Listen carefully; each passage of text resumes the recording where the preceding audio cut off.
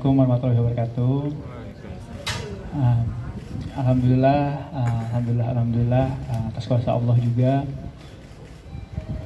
Tanggal 13 Oktober 2022 tepatnya pukul 00.003 ya. Kita mulai, kayaknya yang lebih dramatis Anissa dia langsung deh. Ya, langsung aja ya ceritain tentang persalinannya. Jadi, ya alhamdulillah kejadian itu tanggal 13 Oktober. Benar-benar nggak diduga ya, karena kita tuh udah merencanakan ada tanggal lahirannya, yaitu HPL ya dok, di 22 sampai 26 Oktober. Nah, tapi kita kan manusia cuma bisa berencana, dan ternyata Allah yang berkehendak. Jadi pas tanggal 13 Oktober itu tepat 1 hari setelah Anissa ulang tahun, tanggal 12 Oktober itu tiba-tiba ketubannya pecah. Terus pas lagi mau tidur itu tuh kejadiannya, pas lagi mau tidur, udah di kasur, kondisinya udah siap istirahat, nggak tahu tiba-tiba kok mules kayak pengen pup, tapi beda gitu perasaannya, kayak taunya tiba-tiba ada rembesan air, dan ternyata ketubannya udah pecah gitu di kasur kan. Airnya netes-netes, udah panik banget kayak gitu. Akhirnya langsung hubungin ke dokter B, langsung nelpon kan, dok ini gimana dok, pecah ketubannya. Tapi untungnya dokter B-nya langsung bilang, udah langsung ke Hermina Kemayoran aja, gak usah nunggu lama lagi, dan jangan panik kata dokter gitu. Nah terus ya udah kita, oh ya udah jangan panik gitu kan ya. Walaupun sebenarnya tetap panik, karena sebenarnya kita belum nyiapin yang namanya hospital bag gitu. Jadi kan itu yang harus disiapkan kan ya, karena kita mikirnya masih 2 minggu lagi, nyantai aja, kayaknya masih bisa lah besok-besok. Nggak tahu ternyata kejadiannya cepet banget, nggak diduga, tapi ya udah kita jalanin gitu ya. Akhirnya kita buru-buru ke Hermina Kemayoran, dan alhamdulillahnya udah standby gitu, udah koordinasi dokter B dengan suster-suster yang ada di sini. Langsung ditungguin tuh di lobi ya. Langsung kita cek pertama BB janinnya dulu. Awalnya BB janinnya masih aman, terus juga level kontraksinya dicek ya, dan ternyata masuknya kontraksinya udah teratur. Jadi kalau untuk yang normal itu udah siap lahiran sebenarnya, tapi karena Anissa sesar, dan sebenarnya itu ada drama-dramanya juga nih sebelum lahiran banget, karena sebelum pecah ketuban itu Anissa sempat suntik pengencer darah dulu, dan iya itu karena itu rutinan selama hamil, karena ada kekentalan darah, jadi emang harus disuntik pengencer darah. Nah, tapi untuk memasuki operasi sesar yang setengah badan ya dok ya, ternyata nggak boleh berdekatan dengan suntik pengencer darah. Mungkin selanjutnya bakal diceritain sama dokter B ya. Selamat siang teman-teman media sekalian, perkenalkan saya Dokter B, dokter spesialis kandungan Anissa yang mungkin menemani perjalanan Anissa dari bayi tabung ya, dari embrio, kemudian syukurnya karena kita jadi berhubungan baik, Anissa akhirnya memutuskan untuk melahirkan di tempat saya praktek di Hermina Kemayoran. Jadi memang waktu itu kejadian saya dihubungi dini hari, ketuban sudah pecah. Rencana waktu itu memang suntikan hari itu suntikan dosis terakhir, karena kita mau operasi 1 minggu setelahnya. Karena bayinya kan kembar, kemudian ada posisi yang tidak memungkinkan untuk persalinan normal, sehingga memang kita rencana untuk sesar. Tapi apa daya, mungkin Tuhan berencana lain ya, sehingga adalah kejadian darurat saat itu. Kemudian jadi kita putuskan harus, karena ketuban sudah pecah, kita harus melakukan tindakan darurat. Nah, dramanya adalah 1, saya punya bayi kembar, 2, bayi kembarnya itu belum cukup bulan, 3, Mbak Anissa baru saja suntik pengencer darah, di mana dokter biusnya tidak berani tuh bius tengah badan karena ada resiko komplikasi. Begitu perdarahan itu terjadi, Anissa beresiko lumpuh, sehingga diharuskan untuk bius secara total. Tentu saja di situ adalah dilema ya, karena saya punya bayi kembar yang kalau dia terbius dengan bius total, maka bayi itu bisa tidak nangis, perlu alat bantuan khusus ya. Tapi syukurnya karena koordinasi tim ya, dari awal kita sudah tahu kemungkinannya seperti itu, kita koordinasi tim, ICU bayi sudah siap, Dr. Silvina sudah siap, alat-alat resusitasi untuk bayi kembar sudah kita siapkan. Lalu kita berusaha untuk melakukan operasi dengan sangat cepat ya. Jadi 1 menit obat biusnya masuk, bayi harus lahir. Karena itu kita coba melakukan semuanya dengan cepat. Saya jadi melakukan operasi dengan sangat cepat. Waktu itu saya minta Mas Dito jangan masuk deh, soalnya saya takut Mas Dito kalau lihat Mbak Anissa diintubasi di bius umum, takutnya Mas Ditonya pingsan, saya tambah pasien lagi 1. Jadi saya bilang Mas Dito mungkin lebih baik nggak usah dulu. Tapi Mas Dito persis di luar kamar tindakan, jadi nggak di luar jauh, dia persis di luar kamar tindakan. Jadi begitu bayi lahir, Mas Dito dengar tangisannya langsung gitu ya. Nah, jadi operasi itu saya lakukan dengan cepat dan juga dengan teknik buka tumpul ya. Jadi saya hanya menggunakan pisau sebanyak 2 kali. Sisanya semuanya dibuka secara tumpul supaya mengurangi resiko perdarahan. Karena baru saja suntikan pembiusan tersebut. Dr. Silvina juga sudah gercep, siap semua. Jadi kita dengan aba-aba begitu dokter anestesi bilang obat masuk 1 menit saya harus lahir. Waktu itu kita syukurnya dengan bantuan Tuhan Yang Maha Kuasa ya, dengan doa bersama. Bayi pertama lahir langsung nangis, bayi kedua lahir juga langsung nangis gitu ya. Cuman yang kendalanya kita nggak bisa inisiasi menyusui dini langsung karena Mbak Nisanya sedang terbius total. Tapi tindakan operasinya syukurnya berjalan dengan lancar, tidak ada perdarahan yang bermakna, dan kedua bayi berhasil nangis dengan baik dan langsung ditangani oleh Dr. Silvina.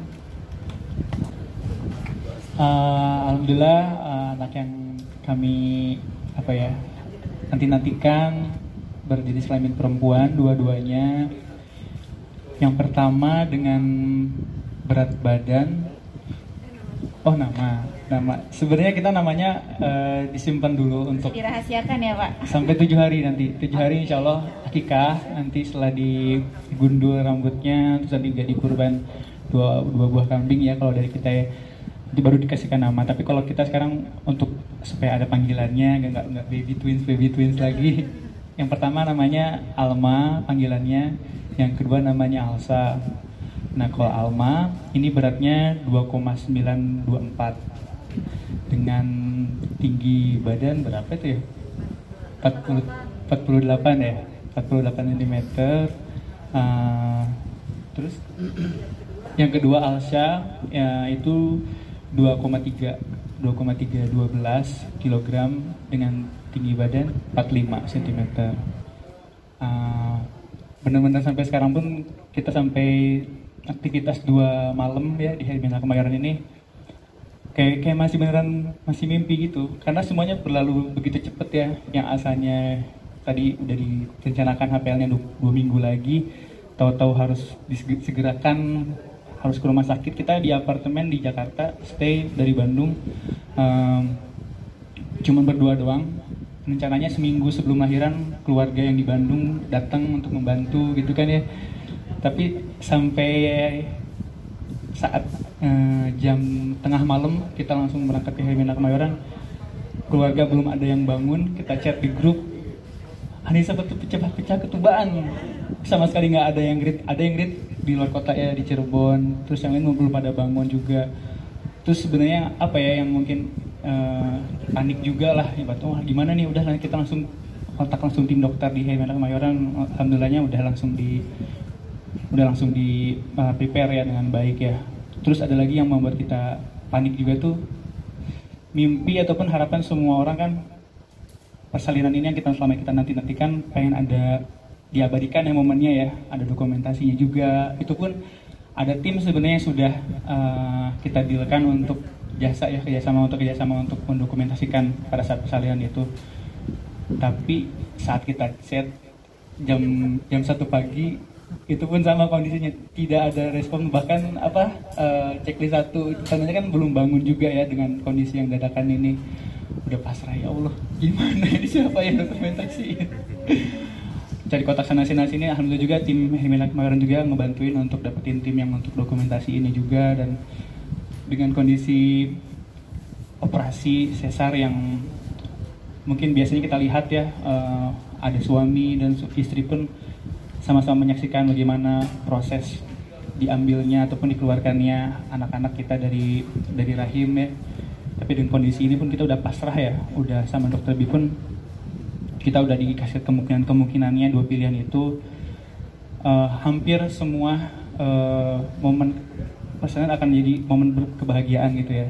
Tapi ada pun juga tidak diabadikan dengan fotografi gitu ya, ataupun video. Akhirnya kita pun alhamdulillahnya dengan kita berpasrah, kita lebih mementingkan save life dulu nih, bayi-bayi kita selamat, terus juga Anissa dan juga selamat. Jadinya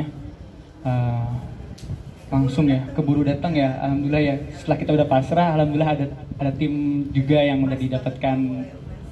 Walaupun aku pun jadi tetap nggak bisa melihat, menyaksikan gitu. Anissa pun masih dalam keadaan dibius total. Kalau Anissa bahkan melihat dan menyentuh bayi-bayinya itu hampir 12 jam ya. Jam 3.14 itu dilahirkannya yang bayi pertama. Anissa baru nyentuh melihat bayinya juga setengah 3 sore ya. Karena diobservasi dulu, karena kan bayinya harus benar-benar dipantau dulu ya kesehatannya, kembangnya juga. Nah kalau aku alhamdulillah karena berdiri di samping pintu operasi, cepet banget tuh kejadiannya dok.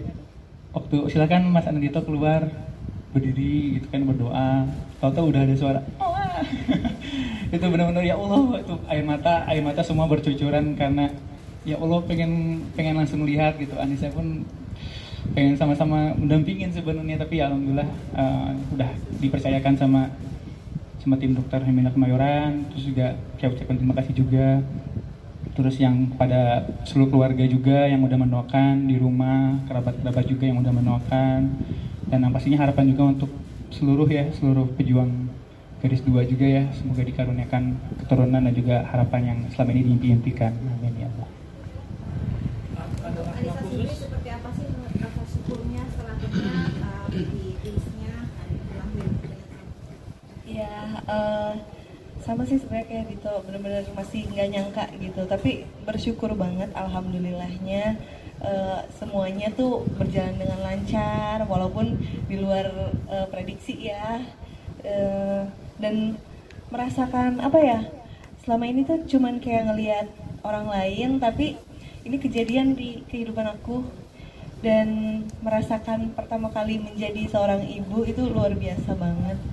Apalagi kemarin pas sudah lahiran terus nyobain ngasih ASI gitu kan ya, rasanya luar biasa. Apalagi 2 bayi langsung sekaligus gitu di waktu yang bersamaan. Wah bener-bener speechless, nggak bisa diungkap dengan kata-kata, tapi itu kayak bahagia banget luar biasa, bersyukur. Alhamdulillah, apalagi ini kan bener-bener buah hati yang kita nantikan selama ini, udah menanti hampir 4 tahun lamanya gitu kan, dan ya butuh perjuangan juga gitu, dan makanya kita juga bisa merasakan banget perasaan teman-teman yang sedang berjuang menjadi pejuang garis 2 gitu kan ya. Kita juga mendoakan teman-teman semua yang sedang berusaha mendapatkan keturunan, semoga dipermudah oleh Allah, dan ya tetap semangat lah pokoknya gitu. Iya, awalnya sih pengennya sih kita berdua doang gitu yang ngurus baby, karena kan 2 nanti kamu ngurus 1, aku ngurus 1 gitu ya. Tapi pas kenyataannya ternyata emang kayak harus butuh tim gitu. Jadi kayak kalau untuk sekarang sih masih ada keluarga yang nemenin di rumah.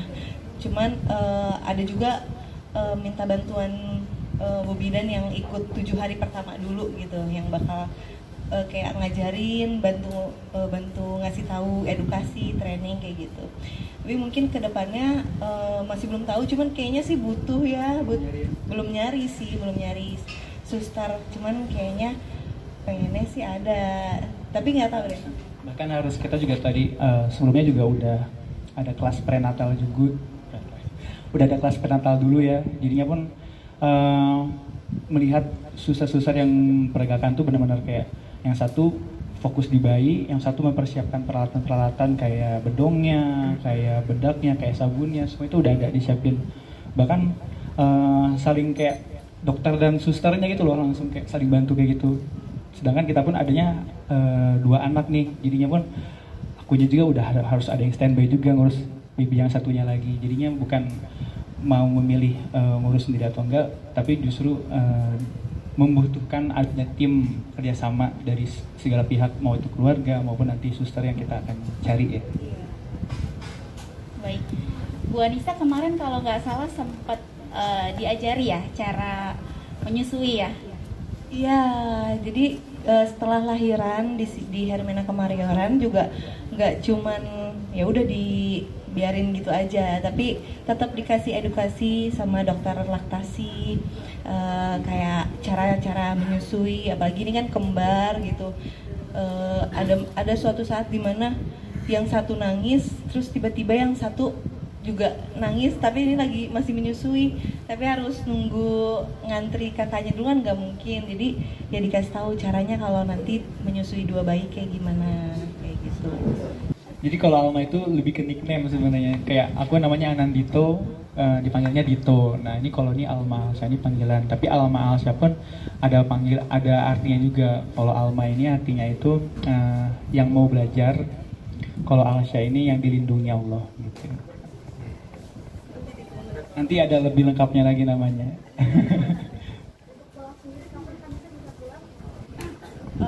Pulangnya kurang lebih setelah 3 hari dari rumah sakit ya, boleh pulang.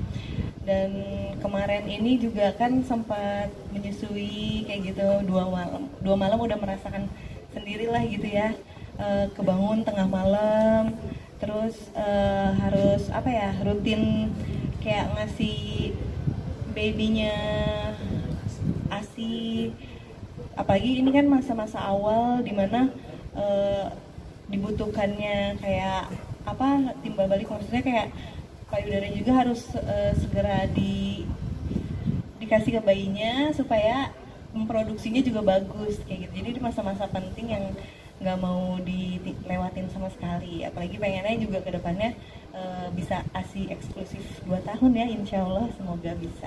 Insya Allah ya. Ya. Ini persalinannya karena kemarin kan Mbak Nisa mungkin sudah mengikuti perjalanannya karena ini bayi tabung ya. Jadi syukurnya Tuhan karuniai 2 embrio yang kita tanam, dua-duanya berkembang dengan baik ya. Kemudian posisinya itu kalau kita mau melahirkan bayi kembar itu dengan persalinan normal hanya boleh kalau bayi pertamanya itu kepala yang dibawa. Jadi kalau misalkan di luar dari posisi itu, misalkan bayi yang pertama lintang atau sungsang, itu tidak bisa persalinan normal ya. Jadi kriteria persalinan normalnya tidak terpenuhi, sehingga memang kita sudah rencanakan sesar, tapi memang dari awal kehamilan Mbak Nisa itu memiliki penyakit pembekuan darah yang tinggi sehingga perlu diberikan obat suntik gitu. Nah dilemanya di situ karena saya masih memerlukan obat suntiknya 1 dosis terakhir, kita rencananya 1 minggu depan lagi, tapi ternyata sudah terjadi keadaan pecah ketuban. Tapi saya kira disitulah mungkin kehidupan itu ya berjalan ya. Kadang kita berencana, tetapi tidak semua perjalanan kehamilan dan persalinan itu sesuai dengan yang kita rencanakan. Tapi mungkin di situ juga kami dari Hermina Kemayoran itu harus selalu siap sedia dengan semua sarana dan prasarana untuk mencoba bagaimana mengatasi setiap perjalanan. Walaupun kisahnya berliku-liku, tapi mudah-mudahan dengan rahmat Tuhan yang Maha Kuasa bisa berakhir dengan happy ending. Amin. Oke, mau foto bareng? Foto. Eh, Dito, sini nih. Ya, oke.